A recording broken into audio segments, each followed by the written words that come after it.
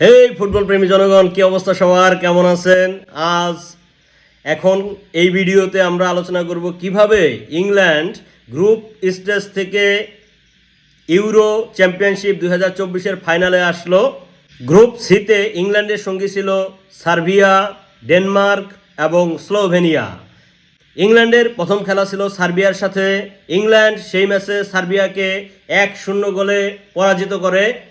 England Serbia ম্যাচের 13 মিনিটেই Jude Bellingham বিস্ময় বালক, সে গোল করে, সে চমৎকার একটা হেডে গোল করে। আমরা গোলটা দেখে নেই, দেখেন কি সুন্দর চমৎকার একটা গোল। এরপর পুরো খেলায় ফুল টাইমে কোনো গোল হয় নাই, ফলে ইংল্যান্ড 1 এবং সার্বিয়া 0। ইংল্যান্ড 1-0 গোলে সার্বিয়াকে হারিয়ে গ্রুপ পর্বের প্রথম ম্যাচ জয়ী হয়। এবার সার্বিয়া এবং ইংল্যান্ডের ম্যাচের পরিসংখ্যানে যদি আসি, ইংল্যান্ডের বল পজিশন ছিল 53%, অন্যদিকে সার্বিয়ার ছিল 47%। টোটাল শট নিয়েছে ইংল্যান্ড 5টা, অন্যদিকে সার্বিয়া নিয়েছে 6টা। শটস অন টার্গেট ছিল ইংল্যান্ডের 3টা, কিন্তু অন্যদিকে সার্বিয়ার ছিল 1টা। ইংল্যান্ডের গ্রুপ স্টেজে দ্বিতীয় ম্যাচ ছিল ডেনমার্কের সাথে। ডেনমার্কের সাথে এই ম্যাচটি 1-1 গোলে ড্র হয়েছে। খেলার 18 মিনিটে হ্যারি কেন চমৎকার একটা গোল করে। আমরা গোলটা দেখি, কি সুন্দর গোল। কিন্তু খেলার 34 মিনিটে ডেনমার্ক কিন্তু সমতায় চলে আসে গোল করে। খেলার পরিসংখ্যান যদি দেখি, ইংল্যান্ড 54% বল পজিশন নিয়ে, অন্যদিকে ডেনমার্ক 46% বল পজিশন নিয়ে খেলা শেষ করে।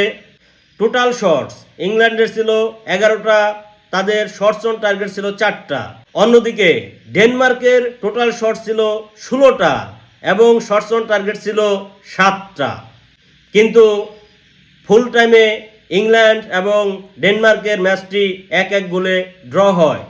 গ্রুপ স্টেজে ইংল্যান্ড তৃতীয় ম্যাচে স্লোভেনিয়ার মুখোমুখি হয়। এই ম্যাচটি 0-0 গোলে ড্র হয়। ম্যাচের পরিসংখ্যান বলছে এই ম্যাচে ইংল্যান্ডের বল দখল ছিল 71%, অন্যদিকে স্লোভেনিয়ার বল দখল ছিল মাত্র 29%। স্লোভেনিয়া কড়া ডিফেন্স দিয়ে ইংল্যান্ডকে কিন্তু রুখে দিয়েছিল। ইংল্যান্ড টোটাল শট নেয় 12টা, এর মধ্যে 3টা শটস অন টার্গেট। অন্যদিকে স্লোভেনিয়া টোটাল শট নেয় 4টা, মাত্র 1টা শটস অন টার্গেট ছিল। ফলে গ্রুপ পর্বের 3টা ম্যাচ শেষে ইংল্যান্ড 5 পয়েন্ট নিয়ে এই গ্রুপ থেকে গ্রুপ চ্যাম্পিয়ন হয়ে রাউন্ড অফ 16-এ চলে যায়। রাউন্ড অফ 16-এ ইংল্যান্ডের খেলা পড়ে স্লোভাকিয়ার সাথে। স্লোভাকিয়া খেলার 25 মিনিটে একটা গোল করে বসে। এরপর শুরু হয় ইংল্যান্ডের স্ট্রাগল। ইংল্যান্ড গোল দেওয়ার জন্য মরিয়া হয়ে ওঠে। হাফ টাইমে কোনো গোল দিতে পারে না, সেকেন্ড হাফ টাইমেও কোনো গোল হচ্ছে না। অবশেষে 90 মিনিটের পরে যে এক্সট্রা টাইম, সেই এক্সট্রা টাইমে 94 মিনিটে জুড বেলিংহামের অসাধারণ একটি বাইসাইকেল কিকে ইংল্যান্ড স্লোভাকিয়ার সাথে সমতায় আসে। এরপর খেলা গড়ায় এক্সট্রা টাইমে। এক্সট্রা টাইমের শুরুতেই হ্যারি কেন অসাধারণ একটা হেডে একটা গোল দিয়ে ইংল্যান্ডকে নিয়ে যায় কোয়ার্টার ফাইনালে। ফলে এই ম্যাচে স্লোভাকিয়াকে 2-1 গোলে পরাজিত করে ইংল্যান্ড চলে যায় কোয়ার্টার ফাইনালে। খেলার পরিসংখ্যান যদি দেখি, ইংল্যান্ড 63% বল দখল রাখে, অন্যদিকে স্লোভাকিয়া 37% বল দখলে রাখে। ইংল্যান্ড টোটাল 15টা শট নেয়, তার মধ্যে 2টা শট মাত্র শটস অন টার্গেট ছিল। অন্যদিকে স্লোভাকিয়া 13টা শট নেয়, তার মধ্যে 3টা শট শটস অন টার্গেট ছিল। ইংল্যান্ড চলে যায় কোয়ার্টার ফাইনালে এবং কোয়ার্টার ফাইনালে তারা মুখোমুখি হয় সুইজারল্যান্ডের। ইংল্যান্ড এবং সুইজারল্যান্ডের ম্যাচ জমজমাট লড়াই হয়। কোয়ার্টার ফাইনালের এই ম্যাচে ফার্স্ট হাফে কোনো গোল হয় না, গোল শূন্য ড্র হয়। সেকেন্ড হাফে 75 মিনিটে সুইজারল্যান্ডের এমবোলো একটা গোল দিলে খেলা কিন্তু ঘুরে যায়। ইংল্যান্ড গোলের জন্য মরিয়া হয়ে ওঠে, কিন্তু খেলার 80 মিনিটে বুকোয়া সাকা, হোয়াট এ প্লেয়ার! বুকোয়া সাকা প্রায় আউটবক্স থেকে একটা অসাধারণ শট করে সমতায় নিয়ে আসে ইংল্যান্ডকে এবং নির্ধারিত 90 মিনিটে আর কোনো গোল হয় না। পরবর্তীতে 30 মিনিট এক্সট্রা টাইম দেওয়া হয়। এই 30 মিনিট এক্সট্রা টাইমেও কিন্তু গোল 1-1 থাকে। এরপর খেলা গড়ায় পেনাল্টি শুট আউটে।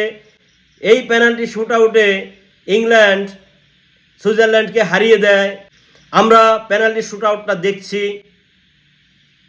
ইংল্যান্ড এবং সুইজারল্যান্ডের এই ম্যাচের পরিসংখ্যান যেটা বলছে, ইংল্যান্ডের বলের দখল ছিল 51%, অন্যদিকে সুইজারল্যান্ডের 49%।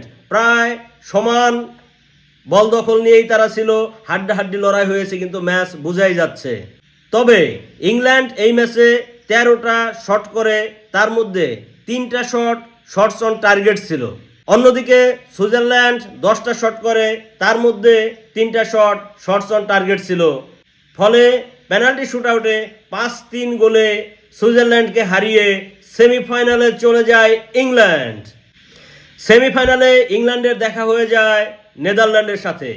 খেলার শুরুতেই মাত্র 7 মিনিটে নেদারল্যান্ডের জাবি সিমন্স একটা অসাধারণ গোল করে বসে।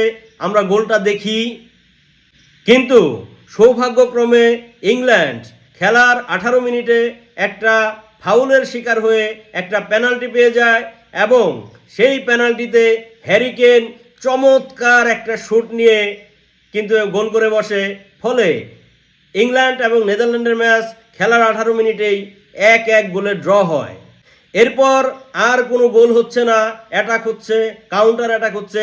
নেদারল্যান্ড সেকেন্ড হাফে অসাধারণ খেলছে, প্রায় খেলা শেষ হয়ে যাচ্ছে।